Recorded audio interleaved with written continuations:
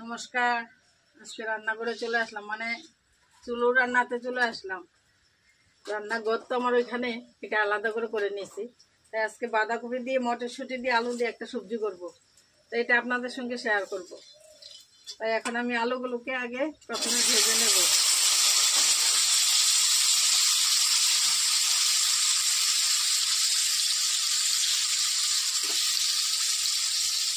নুন হলুদ দিয়ে সবগুলো আলুকে ভেজে নেব।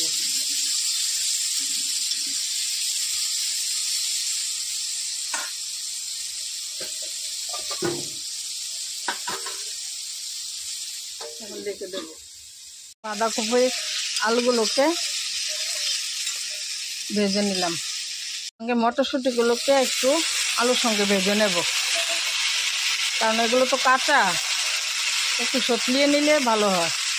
এগুলোকে একটু নেড়ে চেড়ে ভেজে নেব।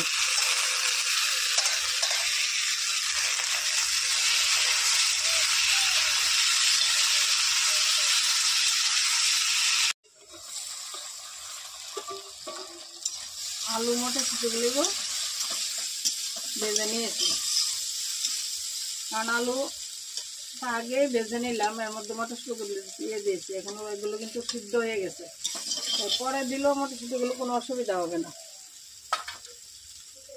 এখন ওগুলো তুলে নেব।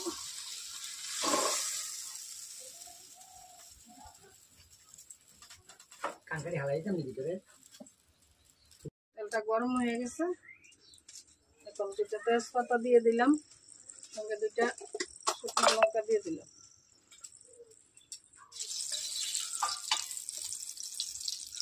লঙ্কাগুলোকে ফাটিয়ে দেবো, নাহলে অনেক সময় ফুটে চোখে মুখে পড়ে। লঙ্কাগুলোকে ফোড়নে দিলাম 5 ফোড়ন,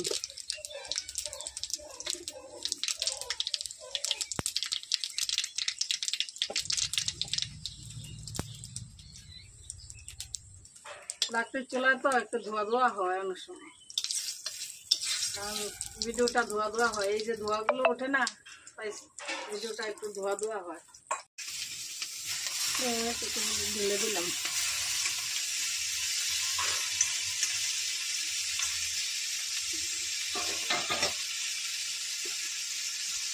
নুন দিয়ে দেবো স্বাদ মতো। আগে নুন দিয়েছিলি না, আগে নুন দিয়ে মেখে রেখেছিলাম, তার জন্য নুনটা আমি একটু কমে দিলাম। যদি নুন দিয়ে না মারতাম তাহলে কি হতো, এটা নরম হতো না, আগে মজানো লাগতো। তাই একবারে সোমবার দিয়ে বসিয়ে দিয়েছি, যার জন্য নুন দিয়ে আগে যদি মেখে রাখেন তাহলে আপনার একবারে ফোড়নে দিয়ে সোমবার দিয়ে বসিয়ে দিতে পারবেন, কোনো অসুবিধা নেই। আর আমি একবারে সোমবার দিয়ে বসিয়ে দিয়েছি। বাঁধাকপি সবসময় কেটে নুন দিয়ে রেখে দিলে ওটার মধ্যে যে সারের জলটা থাকে কিংবা একটা গন্ধ থাকে, ওইটাও চলে যায়, রান্না করতে ভালো লাগে। আর এখন এটাকে ঢেকে দেবো। কপিটা মোটামুটি সিদ্ধ হয়ে গেছে। এখন এর মধ্যে যে মটরশুঁটি আলুগুলো ভেজে রেখেছিলাম ওইগুলো এর মধ্যে দিয়ে দেব।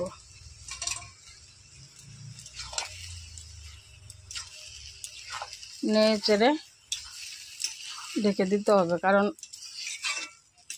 কিছু সিদ্ধ ওদের এই বাঁধাকপির সঙ্গে যদি আলুগুলো একটু মিক্সড না হয়, সিদ্ধ না হয়, ভালো লাগবে না খেতে। আগে দিয়ে দিয়েছি, দিয়ে এখন ঢেকে দিলাম।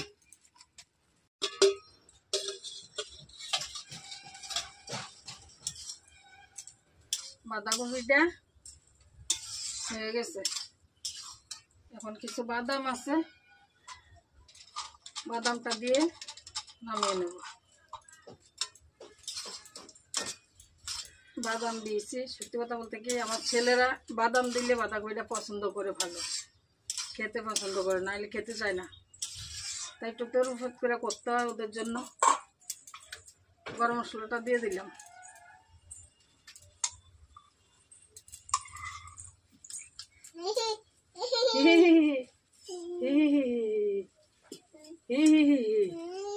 তুমি রান্না করবা? হ্যাঁ, অডিয়েন্স কে কও, বলে দেখো ঠাম্মির সঙ্গে রান্না করতেছি, কও। যে বাঁধাকপিটা রান্নাটা কেমন হয়েছে বলো আমাদের। স্বামীর সঙ্গে আমিও রান্না করেছি। একটু বাঁধাকপিটা হয়ে গেছে, এখন নামিয়ে নেব।